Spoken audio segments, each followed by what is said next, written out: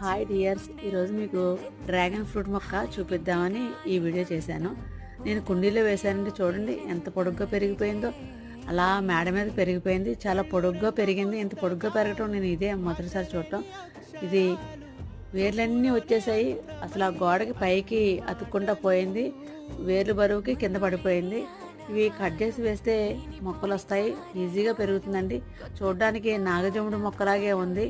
ఇవి ఇలా చిన్న చిన్న కొమ్మలు కట్ చేస్తే మనం వేసి పెడితే తొందరగా పెరుగుతాయి. వీటికి మళ్ళీ చిన్న చిన్న ఈ చిగురులా వస్తాయి. పక్కన చిన్న చిన్న కొమ్మల్లాగా మనకి పళ్ళు రావాలంటే, పూత రావాలంటే ఇలా వచ్చినవి చిన్నగా కట్ చేయాలండి. అప్పుడే దీని పక్క నుంచి పువ్వులు వస్తాయి. అప్పుడే పళ్ళు అవుతాయి, అంటే కాయలు కాస్తాయి. ఇలా వచ్చినప్పుడు అలా వదిలేయకూడదు. నేను చాలామందికి ఈ మొక్కలు కట్ చేసి ఇచ్చాను. చాలామందికి కూడా పెరిగాయి. మీరు ఎప్పుడన్నా డ్రాగన్ ఫ్రూట్ మొక్క ఇలాగే పెంచాలండి. ఈ కాయలు పళ్ళు వచ్చినప్పుడు మీకు తప్పకుండా చూపిస్తాను.